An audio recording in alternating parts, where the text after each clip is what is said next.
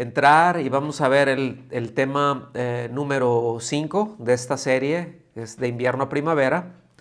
Y pues no sin antes decir, ¿verdad?, que lo que nosotros hemos aprendido hasta este momento, lo que nosotros hemos discernido, aquello que Dios nos está, y por donde Dios nos está haciendo transitar a una nueva estación, en esa estación en esa como en todas, pero que es particularmente importante, particularmente sensible, de cómo necesitamos escuchar a Cristo, ¿verdad? Y que en este tiempo que se está empezando a florecer, que están empezando a brotar esos botoncitos, ¿verdad? Que debemos de ser cuidadosos para tener una buena cosecha.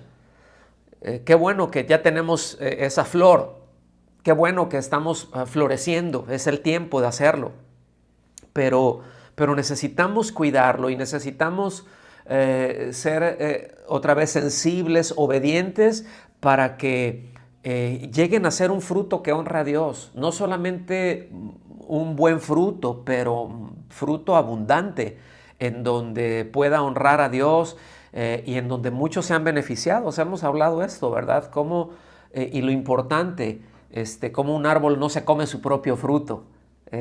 Otros son los que reciben el beneficio, y el hecho de que dentro de la familia, ¿verdad? Pues siempre quienes están más cercanos a nosotros son quienes disfrutan esos frutos, y qué bueno, eso honra a Dios.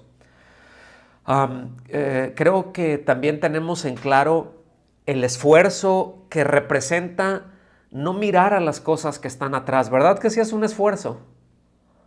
¿Verdad que sí es un esfuerzo el no mirar, el no voltear a ver esas cosas que nos hieren de una manera muy profunda, o que nos han herido de una manera muy profunda, y que ahí están, y que son cosas que solamente Dios puede sanar, que son cosas que nos impiden avanzar, que entendemos que no podemos olvidar, aunque así quisiéramos hacerlo, ¿no? Sin embargo, siempre será necesario ese esfuerzo deliberado, ¿verdad? De no anclar nuestros afectos a ello, que no sean esas cosas las que nos definan, ¿verdad? Pero al mismo tiempo, es decir, no solamente es el esfuerzo de no voltear hacia atrás, que es una tendencia de nuestra carne, pero ese esfuerzo de estar enfocados hacia el frente, ese esfuerzo de extendernos hacia la meta, ¿verdad? Hacia el premio de ser como Cristo. Y bueno, siempre Dios tiene cosas hermosas para los suyos, ¿verdad? Y no por otra cosa, no porque lo merezcamos, sino por la simple razón de que Dios es bueno, de que siempre lo es, y que todo lo que dice que hará, todo lo que promete cumplir, lo lleva a cabo, ¿verdad? Y siempre nos anuncia, siempre nos habla, siempre nos dice, siempre nos advierte, siempre está ahí, y podemos en todo momento confiar en que todo lo que Él diga, lo hará, porque Dios es fiel, y ahí descansamos. Entonces, después de haber visto este breve repaso, ¿verdad? Pues entendemos que toda iniciativa es de Dios, y literalmente todas las cosas, pues Dios las inicia con una palabra suya. Dios empieza hablando. Así empezó la creación, ¿verdad? En el principio creó Dios los cielos y la tierra. Ahora, ya cuando empieza a hablar de eso, ya lo describe, y dijo Dios, ¿verdad? Y Dios hizo esto. Entonces, siempre veremos en la Escritura un dijo Dios, así dice el Señor, ¿verdad? Cada declaración de Él, cada promesa suya lleva su firma, ¿sí? Solamente como un extra, ¿verdad? Algo que les quiero comentar para que ustedes lo puedan tener ahí muy en claro, es el hecho de que no existe ningún escrito de los que se consideran como sagrados que afirmen que una sola palabra de lo que está dicho ahí ha sido dada por Dios. Esto es importante que lo sepan, solamente está en la Biblia, ¿sí? Solamente está en la Biblia ese así dijo Dios, Dios dice, ha dicho el Señor. sí, cualquier referencia que indique que esa palabra se originó en Dios solamente está en las Escrituras. Ningún otro libro sagrado lo tiene, ¿verdad? Los que han escrito esas literaturas, bueno, pues ellos reclaman, vamos a decirlo así, el hecho de que todo eso Dios se los dijo a ellos, ¿verdad? Que lo vieron o que etcétera, pero nunca dicen, esta palabra es palabra de Dios. No tiene esa autoridad. Por eso, continúo con el paréntesis, la palabra de Dios, la Biblia es autoritativa, ¿verdad? Tiene la autoridad para hacer y para establecer. Entonces, pues bien, una historia larga, hecha corta. Dios le hizo una promesa muy particular a un hombre llamado Abraham. Ya conocemos la historia, ¿verdad? O si no la conocemos, pues vayamos a Génesis, va a ser muy importante. Y es desde aquí que se desprende el tema de hoy, y este tema del día de hoy se llama Un paso a la libertad. Vengan conmigo, por favor, a Génesis capítulo 15. Génesis capítulo 15 a partir del versículo 13. Vamos a ver los versículos 13 y 14.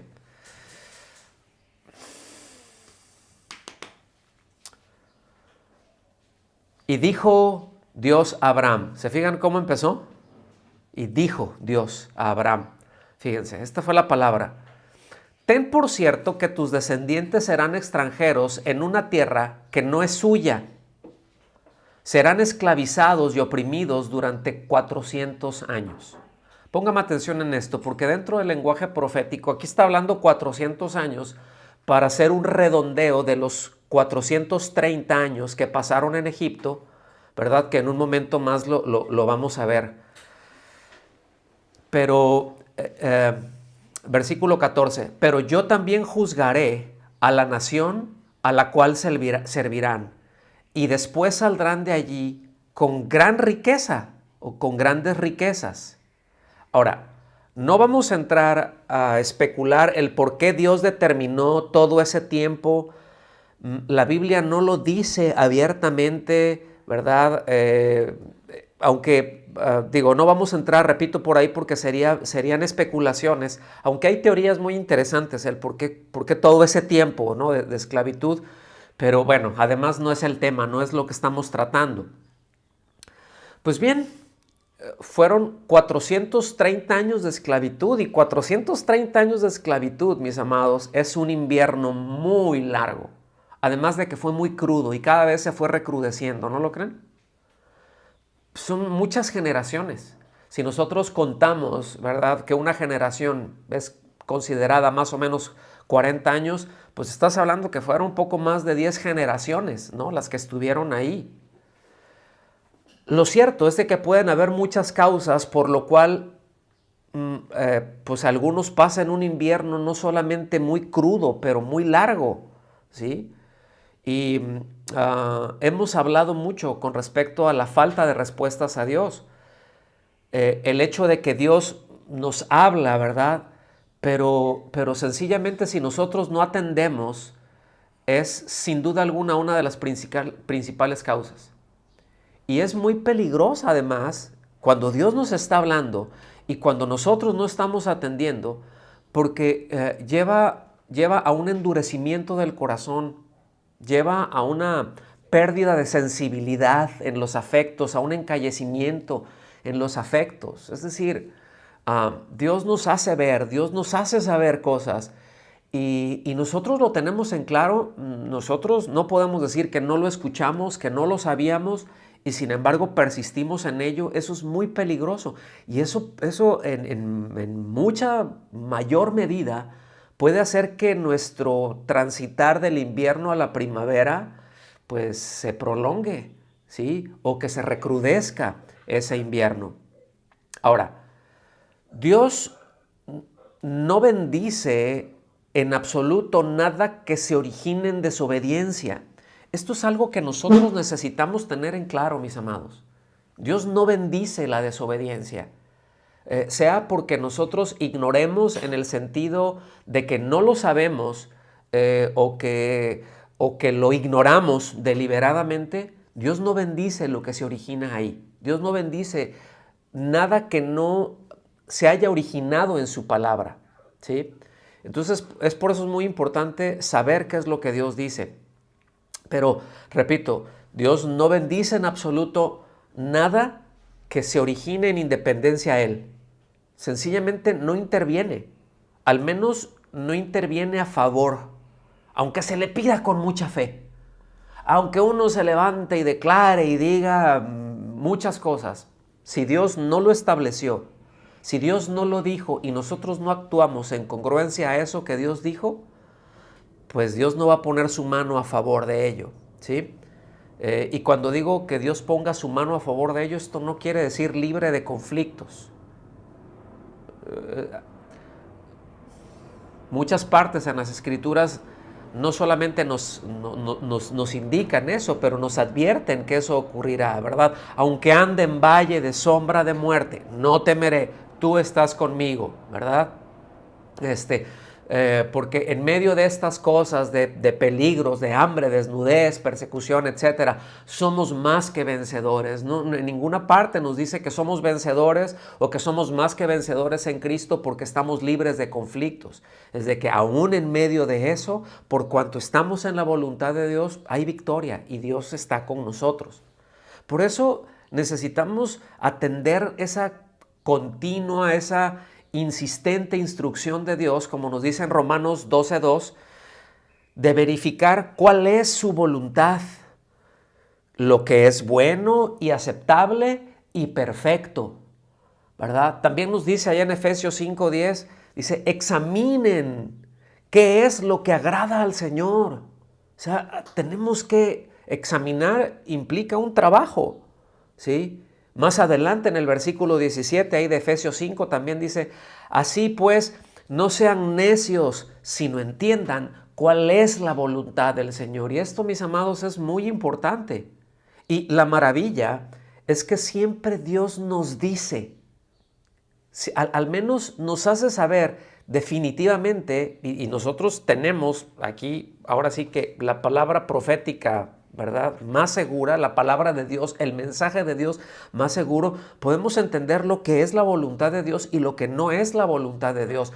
Pues ciertamente hay cosas que son muy específicas, ¿verdad?, para la vida de cada uno, para la vida de una congregación, y ahí es en donde vamos teniendo la guianza del Espíritu Santo, pero tenemos los parámetros y tenemos las anclas seguras, que es la palabra de Dios, ¿verdad? Entonces, sí podemos nosotros ubicar cuál no es la voluntad de Dios. Y bueno, este es un tema amplio, eso es algo que vamos a ver en su momento, pero yo espero que esto sea claro y para clarificarlo voy a poner algún par de ejemplos por ahí. Por ejemplo, no se le va a pedir a Dios que le dé sabiduría a una persona o que me dé sabiduría pues para hacer una tranza, ¿verdad? Ay, Señor, a ver, dame sabiduría, Padre, para ver cómo le voy a hacer aquí en mi trabajo para hacer una tranza, ¿verdad? Pues definitivamente no, sabemos que eso no es la voluntad de Dios porque la palabra de Dios dice, no robarás. Es un ejemplo, ¿sí? O sea, hay cosas que son muy claras, hay cosas que son muy específicas, que no necesitamos ser un Einstein, ¿verdad? para ubicarlos, porque está claro ahí, ¿verdad? O no se le va a pedir, no se le va a pedir, ¿verdad? Ay, Señor, que no salga embarazada, o ay, Señor, que no la embarace, ¿verdad? Ay, pues yo creo que el Señor me está guiando para usar alguna protección, ¿verdad? O si no, ya de plano aborto, o ya cuando sean antes de las 12 semanas. Esto les puede parecer extraño, pero no son cosas que no digan quienes se dicen creyentes, ¿eh? E incluso padres pues ahí en la congregación, ay, pues hay que proteger a los hijos, ¿verdad? Hay que enseñar, mejor que los usen. O sea, muchas veces la línea la tiran por el sentido de, pues vamos a protegerlos para esto, en lugar de decir, no, vamos a enseñarles que la abstinencia honra a Dios, que hay un momento para todo. ¿Estamos aquí? ¿Sí estamos aquí? Entonces, pues mucho menos preguntarle, ¿verdad? En el mejor de los casos, y no reclamarle al Señor, ay, ¿por qué permitiste esto? Ay, ¿por qué pasó esto, verdad? ¿Están aquí conmigo? Entonces, porque sencillamente, ¿verdad? Pues nosotros hay cosas que, pues que nuestra conciencia nos acusa, que nuestra conciencia nos dice, porque se sabe que está mal y a la luz de la Biblia es un pecado, ¿sí? No solamente lo vemos en la palabra de Dios, pero hay cosas que están en nuestra conciencia y el hecho de ignorarlo, mis amados, eso prolonga el invierno. Entonces, la desobediencia es un causal para prolongar y para recrudecer el invierno, como lo es también la falta de enfoque, tener la mira y los afectos puestos en donde no se debe, ¿verdad? Se ponen los ojos en una cosa y después de los ojos ahí se ve el corazón y después se va todo lo demás. ¿Se recuerdan lo que dijimos hace un par de temas anteriores con respecto a lo que cité de un escritor contemporáneo tocante al adulterio físico? ¿Sí? Y esto cabe en el tema de todo lo que tiene que ver con el pecado sexual, ¿verdad?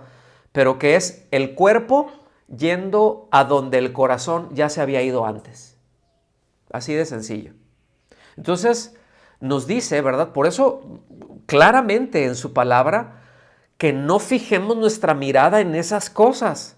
No en vano está la advertencia del apóstol Juan, allá en Primera de Juan, capítulo 2, versículos 15 al 17, texto muy conocido. Se los voy a leer para, si quieren, si desenfundan rápido, pues ahí véanlo. Primera de Juan 2, del 15 al 17, pero es muy conocido. Se los leo rápido, no me voy a detener en ello. Dice, no amen al mundo, ni las cosas que están en el mundo. Si alguno ama al mundo, el amor del Padre no está en él. Porque todo lo que hay en el mundo, la pasión de la carne, la pasión de los ojos y la arrogancia de la vida, no provienen del Padre, sino del mundo. El mundo pasa y también sus pasiones, pero el que hace la voluntad de Dios permanece para siempre. Digo, más claro que eso está complicado, ¿no? Pero Dios es muy bueno. ¿Cuántos dicen amén? ¿Verdad que sí? Dios es muy bueno y siempre nos lleva a dar un paso a la libertad. Nos pudimos haber atorado. ¿Cuántos se han atorado con cosas? A ver. Todos nos hemos atorado con cosas, todos hemos incurrido en cosas en donde nos hemos atorado, que entendemos que son desagradables a Dios, contrarias incluso, pero Él siempre nos lleva a dar un paso a la libertad. Así que regresamos a nuestro relato bíblico, ¿les parece bien? Todos ubicamos pues todo el proceso, ¿verdad? De la salida de Egipto. Recuérdense, empezamos viendo la promesa que Dios le hizo a Abraham, ¿verdad? Ya después pasaron muchas cosas y ahí vemos a Moisés yendo a Faraón una y otra vez, vemos el rechazo de Faraón una y otra vez, vimos cómo Faraón se endureció, ¿verdad? Y después Dios lo endureció, vinieron las plagas y en cada plaga, en lugar de ser quebrado y en lugar de acceder, se fue endureciendo, endureciendo, endureciendo hasta el punto que llegó el punto de quiebre para toda la nación. Esa noche cuando el destructor les visitaría y Dios le avisó a su pueblo que así iba a ser y que debían de estar preparados, ¿verdad? Y que si no atendían eso que Dios iba a hacer cuando visitara el destructor, aunque fueran pueblo suyo, iban a tener consecuencias. Y les dijo, ¿verdad? Ahí recuerdan, ese es el tema de la Pascua, ¿verdad? El sacrificio de un cordero sin mancha, con ciertas características, y cómo después esa sangre se iba a poner en los dinteles como una marca. Y hago un paréntesis, ya al ratito ya andan embarrando la sangre por todas partes y yo le pongo la sangre de Cristo, cubro con la sangre de Cristo a mis hijos para que les vaya bien y cubro en mi trabajo con la sangre de Cristo y todo. Y mis amados, eso para que el diablo no lo toque, y eso no tiene absolutamente nada que ver. Eso es de lo más antibíblico que existe, debo decirlo. Cuando hablamos de la sangre de Cristo, es única y exclusivamente para redención. La sangre de Cristo solamente es aplicada al pecador, es para limpiar nuestro pecado. Todas esas demás cosas de que aquí yo declaro y le pongo la sangre de Cristo a esto para que el diablo no venga y que el destructor, y en mi negocio para que el devorador no, todas esas son chamanerías, mis amados. ¿Sí? Mucho cuidado con eso. La sangre de Cristo es única y exclusivamente para remisión de pecados. Se aplica, es únicamente para redención. Y esa misma sangre de Cristo que nos limpia de todo pecado, ¿verdad? Pues también es la que nos mantiene ahí. Entonces, pero regresamos aquí al punto, ¿verdad? Entonces de eso se trata la Pascua. Viene también ese aviso de parte de Dios. Prepárense. Esto va a estar así, no los tomó por sorpresa, ¿verdad? Tomen sus previsiones, hagan esto, le van a hacer de esta manera y todo se fue diciendo con lujo de detalle qué es lo que se tenía que hacer. Y en eso consiste la Pascua. La Pascua no tiene nada que ver con un conejito escondiendo huevos pintarrajeados por todos lados. Eso es otra cosa, ¿sí? Pero vamos más allá al tema. Éxodo capítulo 12, versículo 2. Éxodo 12, 2. Dice, este mes, digan conmigo este mes, dice, este mes será para ustedes el principio de los meses, ¿sí? Será el primer mes del año para ustedes. Fíjense, aquí hay un inicio. Aquí está empezando, aquí está marcando ya a partir de ahora, a partir de este momento. Yo no sé si lo notan, aquí hay un antes y un después. Es otra manera de decir, ahora sí que empezamos a contar el tiempo a partir de esto. Empezamos con esta era, empezamos con esta estación. Y bueno, aquí ya habla de la salida, a partir de ese momento es la salida de la esclavitud, es un paso a la libertad. Instruye, pero también instituye la celebración de la Pascua, pues como un memorial para enseñarle a las siguientes generaciones. ¿Sí? Entonces esto es muy importante que nosotros lo ubiquemos. Seguimos leyendo, más adelante, versículos 40 y 41, ahí de Éxodo 12. Dice, porque viene toda la descripción, ¿no? de la Pascua, que tiene una enseñanza muy bonita en todo esto, se verá en su momento, pero fíjense, tenemos que seguir avanzando. Versículo 40 de Éxodo 12. El tiempo que los israelitas vivieron en Egipto fue de 430 años. Y después de los 430 años, en aquel mismo día, todos los ejércitos del Señor salieron de la tierra de Egipto. Cuando se refiere a los ejércitos del Señor, se está refiriendo es la palabra textual que utiliza para decir todo el pueblo, todos los israelitas. Ahora, síganme con atención, por favor, porque aquí vamos a entrar en el tuétano del mensaje. Alguien diría, bueno, ya era hora, ¿verdad? Ya después de 20 minutos, ya era hora. Pues ahí va. Seguimos, porque ¿cuántos saben que después del 12 está el 13? ¿Cuántos tienen esa revelación? A ver, salúdenme, los que tienen esa revelación. No, es que ustedes están tremendos. ¿Verdad? Capítulo 13, ahí nada más denle una vuelta a su página. En el versículo 4 les dice, van a salir hoy. Digan conmigo, hoy.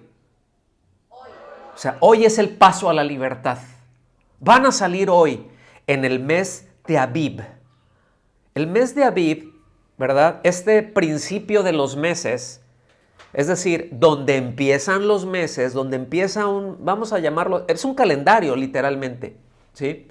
Que se medía muy distinto, que se mide muy distinto a como el calendario bajo el cual estamos nosotros, ¿verdad? El gregoriano.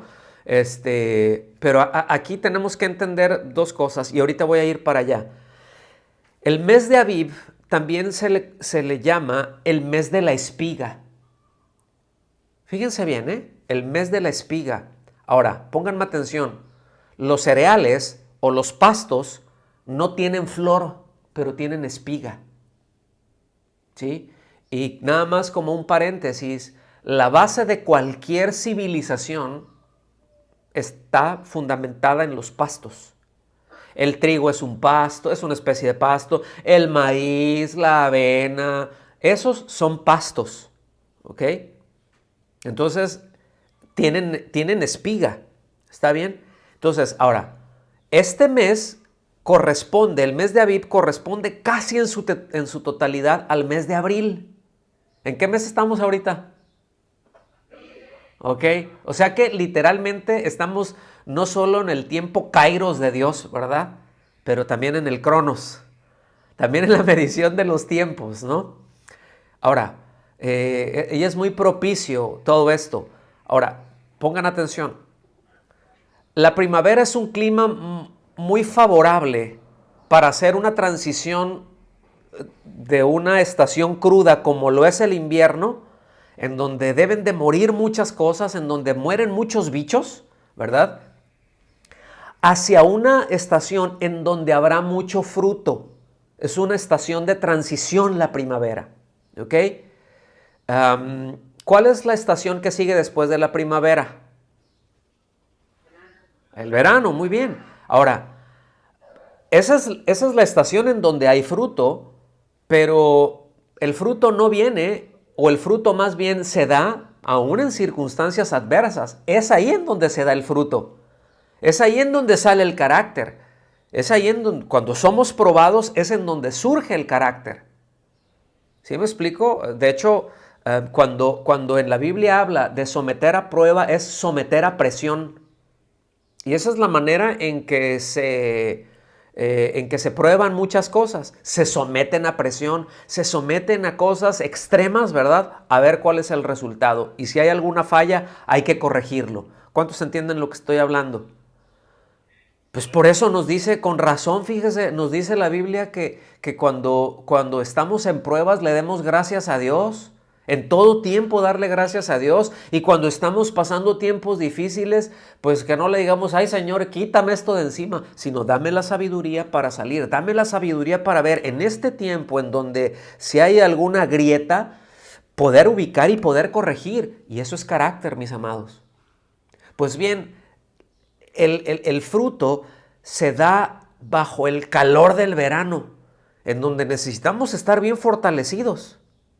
Entonces, ubiquen que primavera y otoño son estaciones de transición, y esto nos muestra qué bueno es Dios, cómo nos enseña que debemos de prepararnos, ¿verdad? Y cómo nos enseña que si damos respuesta, todo va a estar bien. Pero que si no lo hacemos en ese tiempo que estamos de tránsito, que estamos en esa transición y no damos respuesta, a la hora que vengan las circunstancias difíciles nos van a reventar. Entonces necesitamos estar muy pendientes de esto, ¿verdad? Sí, es el tiempo de florecer. Sí, Dios está haciendo cosas nuevas. Sí, Dios nos está instruyendo. Pero todo esto, ¿cuántos lo ubican que Dios nos está preparando para cosas mayores? ¿Cuántos acá en su corazón ubican perfectamente eso? En un nivel individual, pero también en un nivel colectivo como congregación. A ver, salúdenme los que realmente, no levante su mano por levantarla, pero ¿cuántos pueden discernir esto acá muy adentro, acá en su espíritu? A ver, salúdenme. ¿Ok? ¿Verdad? Entonces, fíjense cómo lo primero que hizo el Señor fue sacarlos de la esclavitud. ¿Cómo es lo primero que hace? Es sacarnos de la esclavitud. Porque un esclavo no tiene precisamente la libertad que se necesita para relacionarse con Dios. Nosotros cuando vemos, allá más adelante, ¿verdad? En Éxodo 20, cuando habla acerca de los 10 mandamientos, ese decálogo, ¿verdad? Que esa es una sumarización, es un resumen, vamos a decirlo así, es un concentrado de la ley, en buena medida indica la ley moral de Dios. Pues empieza precisamente de esa manera, ¿verdad? Yo soy el Señor, el que te sacó de la casa de esclavitud o de casa de servidumbre. Son dos maneras de decir, yo te saqué de la esclavitud. No fuiste tú, yo te saqué. Tú no te saliste, tú no querías salirte. Tú, es más, ni siquiera ubicabas que había que salirse. Tú lo único que necesitabas, o lo único que tú querías, no necesitabas, lo que tú querías es que pues la cosa no fuera tan duro, que haber tenido un faraón que no te presionara tanto. Y muchas veces nos pasa así. Muchas veces puede pasar que volteo a Dios a pedir el socorro de Dios porque hay algo que me está incomodando mucho en la vida, pero yo no tengo la conciencia de que necesito que estoy esclavo y que necesito, aunque estoy esclavizado, pero que necesito que Dios me salve. Y lo único que quiero en ese momento, o lo que yo siento que necesito, es, yo me conformo con que Dios alivie la situación, con que no sea tan dura, con que no sea tan cruda. Con eso me conformo. Y bueno, entendemos que la cosa no es así. Entendemos que la cosa no es de esa manera. ¿Verdad que sí? Entonces, Dios tenía en mente sacarlos de ahí, porque Dios no tenía en mente que fueran esclavos y que se la llevaran bien o ser, entre comillas, libres en Egipto, porque no fue eso lo que Dios le prometió a Abraham, ¿sí? De hecho, Egipto es algo que dentro de la Biblia no representa nada bueno. No pasó nada bueno en Egipto, ¿sí? Por ley de mención, Egipto no se menciona para nada bueno, ¿sí? Por eso nosotros lo ubicamos como el mundo, aquella cosa, aquella esfera en donde pues Dios no está, en el sentido de que estamos transitando, que estamos viviendo fuera de la voluntad de Dios. ¿Está bien? Pero ese es un tema más largo. Entonces,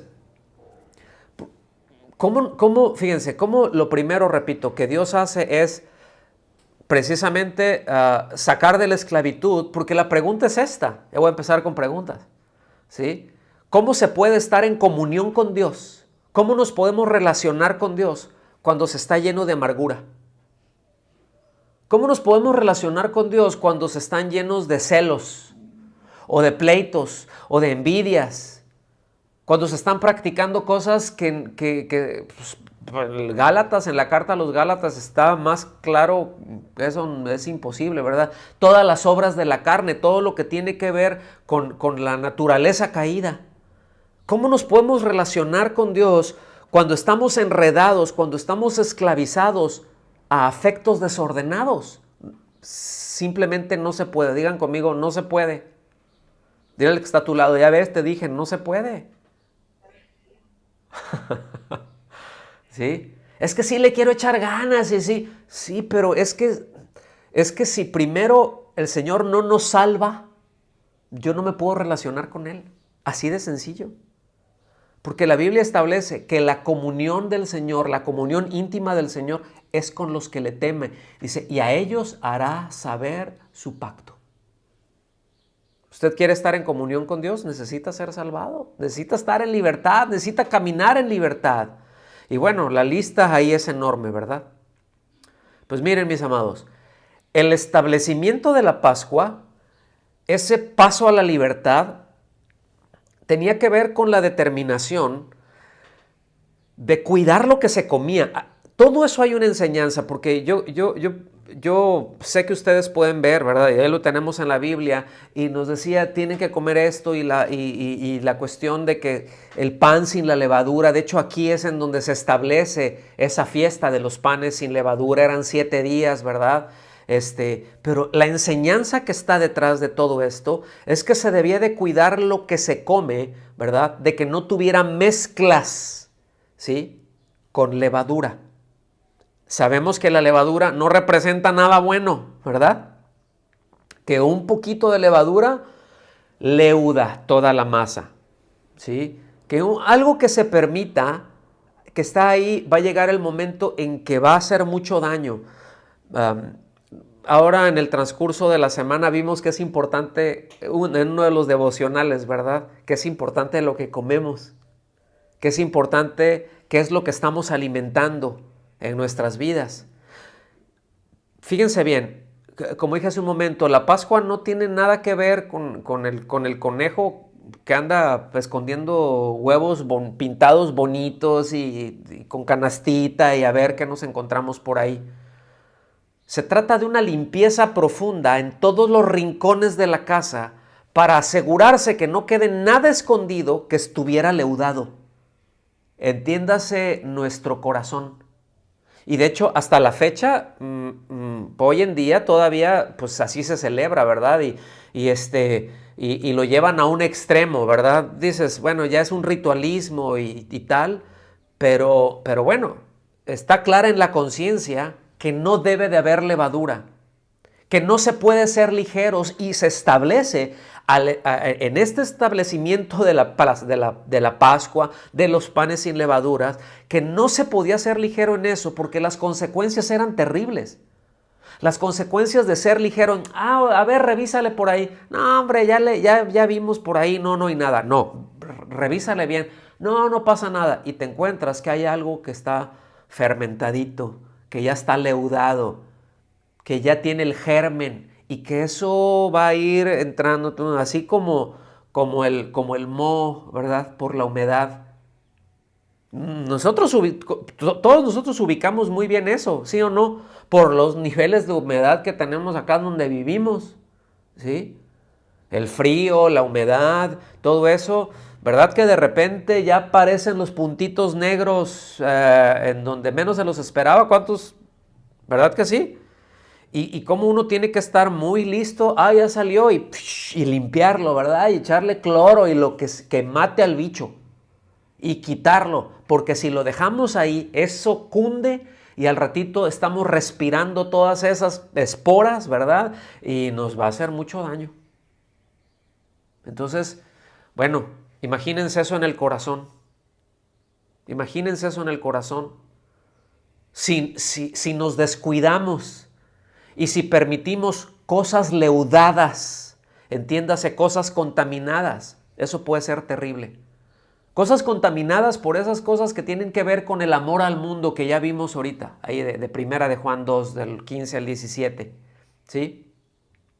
Hijos que no vienen a Cristo, ¿verdad?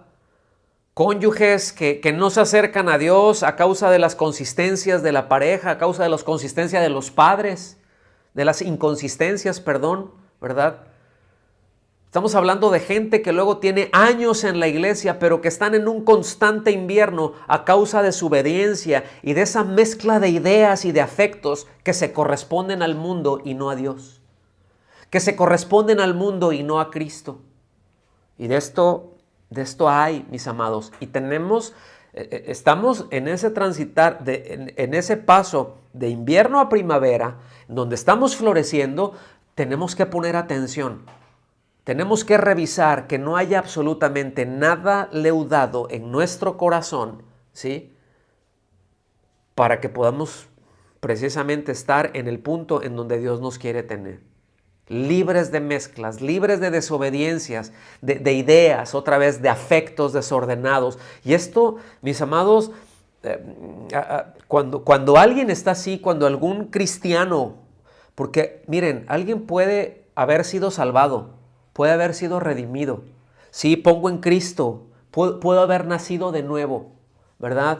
Y ahí estoy, empujones y sombrerazos, y ahí la llevo, pero no estoy haciendo caso. A esto les pasa como a esa generación que Dios los sacó de Egipto, sí, los sacó de la esclavitud, sí, pero seguían en su corazón ¿se acuerdan que nos compartió de eso Rocío la semana pasada? Cosas que tenemos que cuidar, lo que escuchamos, lo que vemos, cómo nos relacionamos, cosas que tenemos que cuidar. Pero que después prolongaron un larguísimo invierno. De hecho, ese invierno se los llevó hasta la muerte. Toda una generación, 40 años en el desierto. De todos esos que salieron, de todos los adultos que salieron, ¿verdad? Nos encontramos ahí que solamente los que nacieron en el desierto y los niños, ¿verdad? Y de los adultos, solamente 2 entraron a la tierra prometida, ¿verdad? Josué y Caleb, ¿verdad? Y los que estaban los más chicos y todos los que nacieron. Pero toda la generación anterior prolongó el invierno hasta su muerte. ¡Qué terrible! ¡Qué terrible! Y no es el deseo de Dios, no es el propósito de Dios que nos atoremos 40 años dando vueltas en un invierno. o que pasemos más del tiempo necesario en el invierno o en el desierto, porque Dios nos lleva al desierto, sí es cierto. Sí, Dios nos lleva al desierto, pero para fortalecernos, para enseñarnos. Sí, Dios permite invierno, sí, pero para fortalecernos, para que se mueran cosas ahí que van a hacer daño más adelante. ¿Estamos aquí? Y es que no importa, mis amados, en medio de qué estemos, en dónde estemos, las circunstancias que nos rodeen, somos gente que le pertenece a Dios de manera doble. ¿Sí? En primer lugar, porque Él nos creó. O sea, somos suyos doblemente. En primero, porque somos sus criaturas. Él nos creó. Pero en segunda, más importante, es porque Él nos redimió. Nos dio su vida. ¿Cuántos dicen, ya, gracias Señor, porque ya tengo tu vida? ¿Verdad? Puedo celebrar la Pascua porque el Cordero, que ya fue sacrificado por mis pecados. Ya estoy cubierto. No están guardados, mis pecados han sido quitados. ¿Se recuerdan lo que dijo Juan el Bautista cuando vio al Señor? Dijo, este es el Cordero de Dios que quita el pecado. No que lo guarda, no que lo esconde, que quita. Entonces, pues, estemos en donde estemos, es nuestro deber, mis amados, mantenernos vigilantes y libres de cosas leudadas que se alojen en nuestro corazón, que estén ahí en casa. ¿Estamos aquí? Por eso, miren, más adelantito en el versículo 5 de Éxodo 13 dice, y será que cuando el Señor te lleve a la tierra del cananeo, del hitita, del amorreo, del heveo y del jebuseo y de toda esa bola de feos, la cual juró a tus padres que te daría, fíjense, no fue solamente una promesa, hubo un juramento, esto ya es una cuestión legal, ¿ok? Tierra que emana leche y miel, es decir, que es muy próspera. Eso es lo que quiere decir. Que hay pastos, que hay ganados, que es muy favorable, hay abundancia. Dice, celebrarás esta ceremonia en este mes. Ahí ya les está hablando acerca de la Pascua, de ese memorial que mencionamos. Entonces, sí, era la tierra prometida. Sí les dijo, te voy a llevar a esa tierra y sí, ahí los voy a anclar, ahí los voy a poner. Pero esa tierra, mis amados, no está libre o no está exenta de luchas. La peregrinación que nosotros tenemos aquí no está exento de luchas, no está exento de conflictos. No llegó el Señor, ¿verdad? Ahí ya y todo el pueblo de Israel, pues ya llegamos, ahora váyanse y déjennos todos aquí. No, tuvieron que luchar. Se vieron en la necesidad de pelear, entraron en un conflicto muy fuerte. Y repito, sí era la tierra prometida.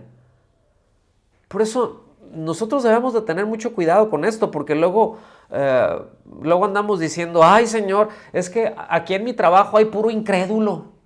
Ay, es muy difícil. A mí me gustaría vivir ahora sí que el edificio o la colonia en donde vivo, que fuera una colonia cristiana y que el supermercado sea cristiano y la escuela cristiana y todo, una maravilla. Pues dices, bueno, ¿se puede hacer eso? Pues sí han habido ejemplos a lo largo de la historia de la iglesia, ¿verdad? De comunidades que se rigieron en obediencia a la palabra de Dios y bueno, ya veremos eso en la historia de la iglesia y es muy interesante y muy hermoso. Pero en nuestros días, en nuestra actualidad, pues mis amados, estamos rodeados precisamente, ¿verdad? De cananeos, de hititas, amorreos, heveos y muchos feos, como lo acabamos de mencionar, ¿no? Entonces dices, pero es que aquí en mi trabajo ya hay incrédulos, ya hay esto, y a mí se me hace tan difícil estar ahí. Pues son incrédulos, pues compárteles el evangelio de Cristo, predícales a Cristo. ¿Estamos aquí? No les prediques otra cosa, no les prediques la iglesia donde asistes, predícales a Cristo. Ellos necesitan escuchar a Cristo y le darán respuesta y ellos sabrán, ¿verdad? En su respuesta si quedan en esclavitud o si dan un paso a la libertad. Y cosas por el estilo que luego solemos decir. Entonces ya quedó claro lo primero que Dios hizo, ¿verdad? Es sacarnos de la esclavitud, ¿verdad que sí? ¿Cuántos ya están libres? ¿Cuántos ya no son esclavos? Gloria a Dios. Pues lo segundo es que Dios estableció justo un año después, fue el establecimiento del tabernáculo.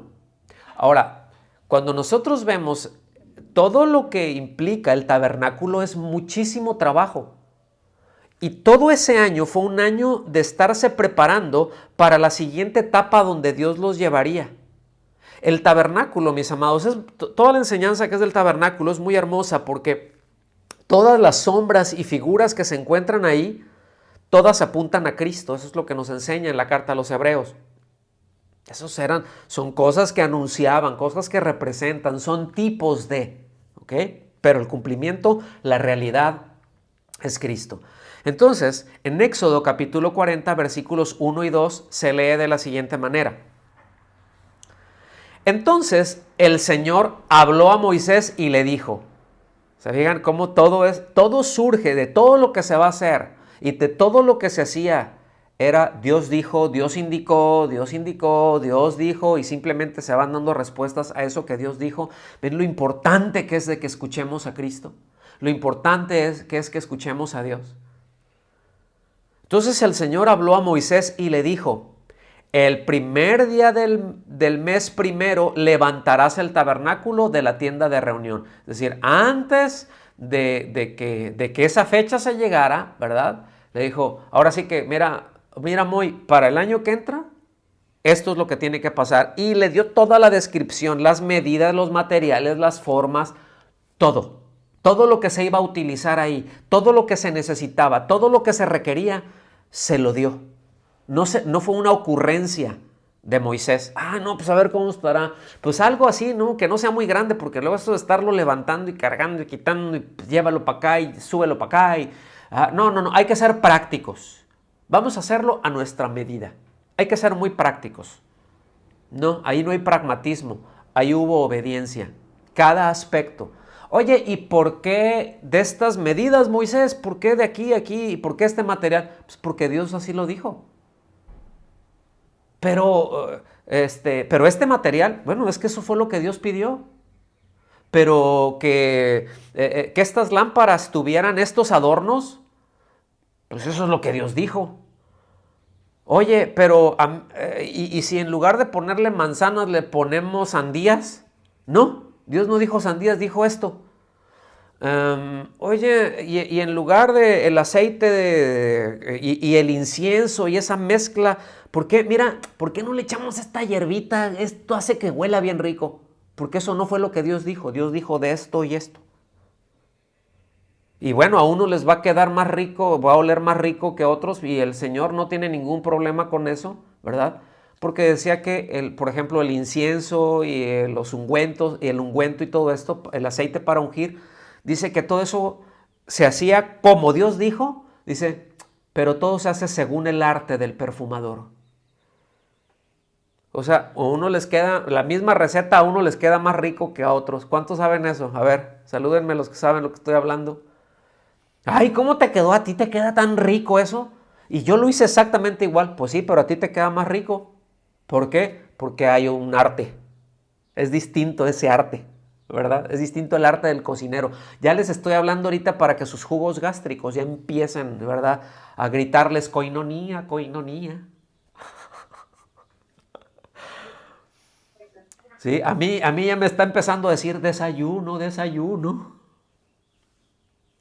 Entonces, ya aquí en el tabernáculo, mis amados, ya estamos hablando de un servicio constante y activo al Señor. Pero, como ya lo vimos, lo primero fue un paso a la libertad y después todo lo que involucra el tabernáculo, ¿verdad? Todo lo que involucra nuestra vida de devoción a Dios, nuestro servicio, nuestra entrega cotidiana, mi servicio en casa, porque yo sirvo a Dios en casa, yo sirvo a Dios sirviéndole a mis hijos, sirviéndole a mi esposo, a mi esposa, a mis hermanos en la congregación, sirviendo en mi trabajo a mis compañeros, ¿verdad? En la escuela, a los vecinos, siendo sal, siendo luz. Estoy sirviendo al Señor. O sea, nada más esto se los digo para que se quiten de la idea que estar al frente y estar predicando o tocando, ¿verdad? Esa es la única manera de servir al Señor. Mis amados, tenemos un llamado a una vida de servicio. Todo eso tiene que ver con el tabernáculo. Es una vida de servicio. ¿Estamos aquí? Y servicio no porque, ay, me imponen esto. No, es que está en nuestra naturaleza. Si tenemos la naturaleza del Hijo de Dios, si hemos nacido de nuevo, dice que Él no vino para ser servido, sino para servir. Y servimos porque tenemos una naturaleza para servir. ¿Estamos aquí? Entonces, todo esto tiene que ver con el tabernáculo. Ahora, pónganme atención, porque hay quienes pretenden hacerlo al revés. Empiezan queriendo hacer muchas cosas, ¿verdad? Y te comparto, y ay, sí, tenemos que servir al Señor para que el Señor nos bendiga. Y se hace todo al revés. Es como se pretenden hacer cosas para llamar la atención de Dios, aquello, ¿verdad? Que uno está haciendo con la esperanza de que Dios ponga su bendición, de que llegue y me saque de esa circunstancia. Ay, pues es que tengo que servir al Señor porque tengo un hijo que está batallando con las drogas, entonces si no sirvo al Señor, pues ¿cómo lo va a bendecir? Y mis amados, las bendiciones no nos las podemos ganar. Las bendiciones son consecuencia de andar en obediencia, pero no nos las ganamos. Esas son consecuencias. Son consecuencias que nos alcanzan, porque dice en Deuteronomio 28, dice que por muy rápido que corramos, ¿verdad? Si estamos en obediencia, las bendiciones nos van a alcanzar, pero también por muy rápido que corramos y andamos en desobediencia, todo lo contrario nos va a golpear. ¿Estamos aquí? Y eso es muy importante tenerlo en claro. Entonces, repito, muchas veces hay quienes pretenden y ponen su esperanza, ¿verdad? Que Dios les bendiga por ese esfuerzo que están haciendo, ¿verdad? Cuando todo lo que están haciendo es en independencia de Dios, está fuera del orden de Dios, ¿sí? Y después las cosas no salen y ahí están, ay Señor, pues si yo te he servido tanto y yo hago esto y yo he hecho esto. Es más, ahí hasta di mi ofrenda, he diezmado, yo hago esto y sigue el asunto y tú nomás no me respondes y se molestan con Dios. Muchos se amargan con Dios. A lo mejor usted conoce a alguien y voltea así y dice, no eres tú, dígale. Sí, pero a lo mejor usted, ¿cuántos, a ver, ya plata pura, ¿cuántos conocen a gente que se ha amargado con Dios porque, no, es que yo le estoy echando ganas y nada más yo no veo que Dios me responda? ¿Cuántos conocen así? ¿Verdad que sí? Pues, bueno, nada más procuremos entender y no ser uno de ellos. Entonces se amargan con Dios y más, ¿verdad? Por las enseñanzas falsas o equivocadas, ¿verdad? De lo que se estuvieron alimentando, de comida leudada que le estuvieron metiendo, alimento espiritual lleno de mezclas, ¿verdad? De un sincretismo, hay una mezcla de principios humanos del mundo y algo de sabiduría diabólica ahí. Y con barnizada, embardurnada ahí con 2, 3 versículos y listo, vámonos. Y claro, llega un momento en donde eso nos pega. Al ratito viene el retortijón, ¿verdad? Sí, evidentemente, pero el problema no está en Dios. El problema no lo tiene Él. Estamos aquí. Seguimos avanzando. Éxodo 40, versículos 16 y 17. Dice, así Moisés lo hizo conforme a todo lo que el Señor le había mandado. Así lo hizo. Esa es una doble afirmación en la misma declaración. Eso quiere decir, es muy fuerte, que las cosas se hacen como Dios dice que se hagan. Y aquí está enfatizando la obediencia de Moisés. ¿Sí? Dice, y en el primer mes del año segundo, el día primero del mes, el tabernáculo fue levantado. Es decir, lo hizo en tiempo y forma. Lo hizo en tiempo y forma. Lo hizo todas las cosas que Dios le dijo en el tiempo que Dios le dijo. No, no, Señor, pues está medio complicado, estamos en el desierto, conseguir esto y conseguir aquello. No, ellos traían todo. Y Dios en ese sentido nos suple todas las cosas para que hagamos lo que Él nos pide. ¿Cuántos le dan gracias a Dios por eso? Porque Dios no nos va a pedir cosas de las que Él no nos provee para que lo hagamos, de las cosas que Él no nos habilita para hacer. Dios no nos va a pedir cosas que Él no nos va a habilitar. Dices, ay, pero es que hacer esto yo no tengo la fuerza. Evidentemente, y así es, yo no tengo la fuerza, pero Él me la da. Y, ay, yo no tengo los recursos para hacer esto. Evidentemente, no los tenemos, pero Dios lo provee. Pónganme atención en esto, porque esto tiene que ver con la enseñanza. ¿Recuerdan ese pasaje donde Abraham está a punto de sacrificar a su hijo Isaac? ¿Se recuerdan de ese pasaje? La promesa, que ya estaba el muchacho ahí, ¿verdad? Y estaba siendo obediente hasta el punto de, bueno. Y cuando el muchacho le pregunta, papá, ¿y dónde está el carnero para el sacrificio? ¿Verdad? La respuesta de Abraham fue, Dios proveerá. Él va a proveer. Ahora, ahí, póngame atención. Luego eso nosotros lo utilizamos. Necesito un par de chanclas, ¿verdad? Necesito unas sandalias, necesito esto. Dios proveerá. Amén, Dios provee. Sí, Dios nos da.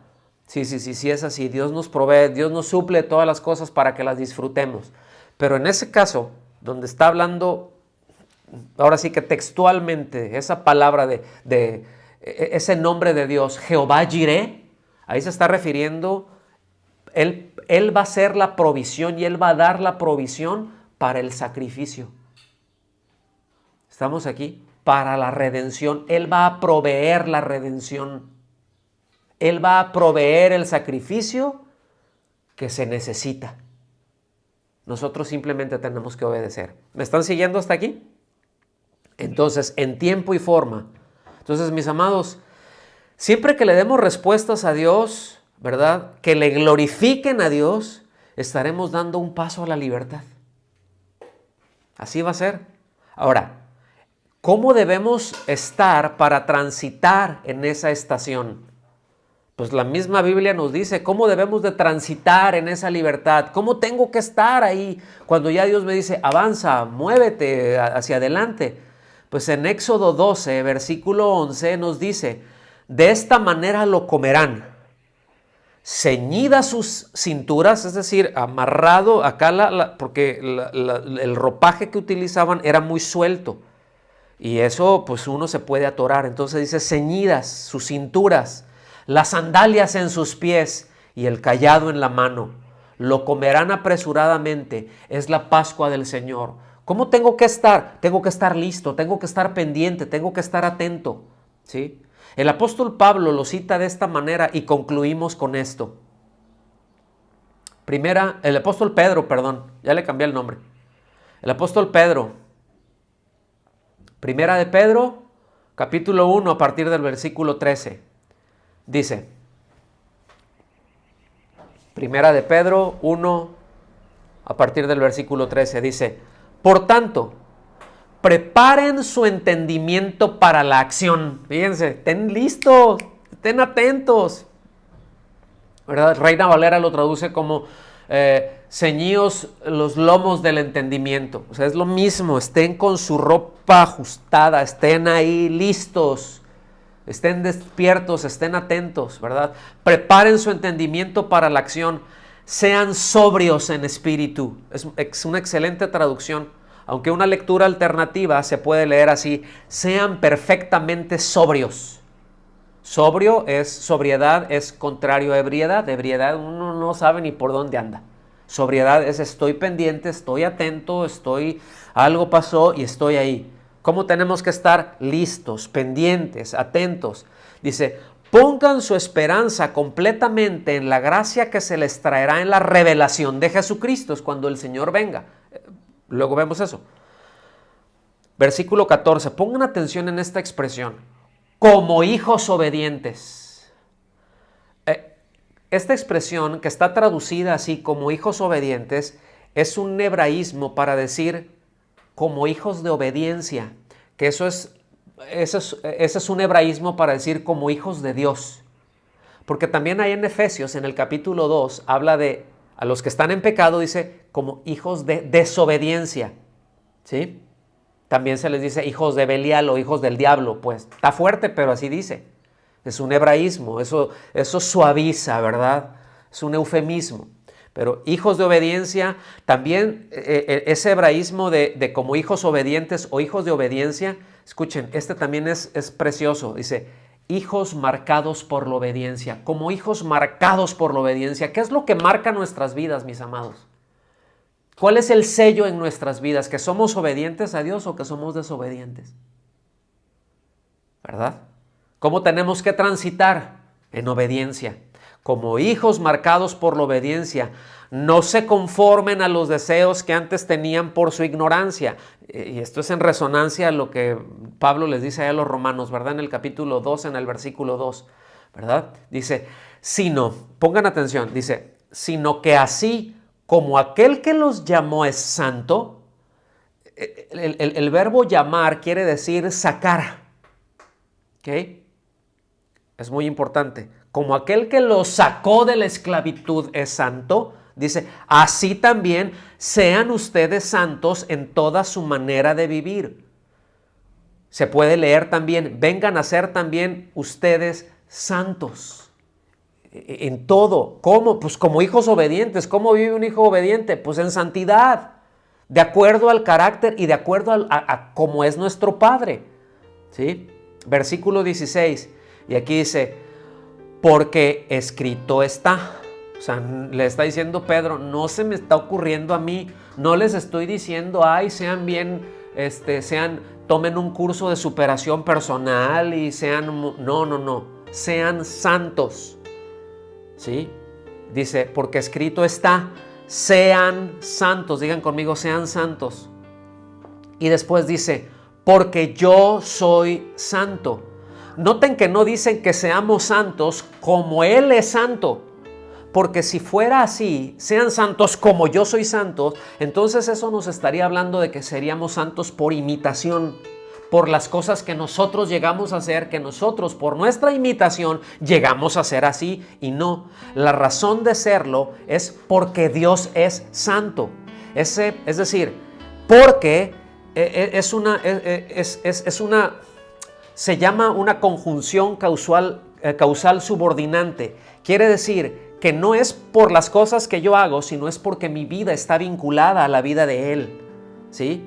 Se puede leer así, basado en el hecho que yo soy santo y ustedes son hijos míos marcados por la obediencia, tienen mi vida, pues manifiesten lo que son y vivan a Cristo.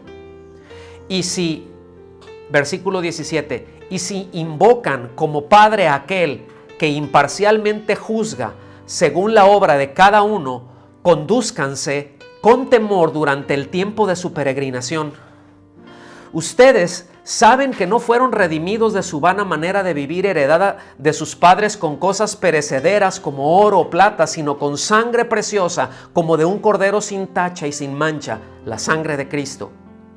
Pues así que andemos en este principio de los meses, mis amados, siendo diligentes en las cosas que nosotros y con las cosas que nosotros alimentamos nuestra vida, revisando los rincones de nuestro corazón, que la influencia del Espíritu Santo y su palabra se den y que cualquier cosa leudada en nuestros afectos, ¿verdad?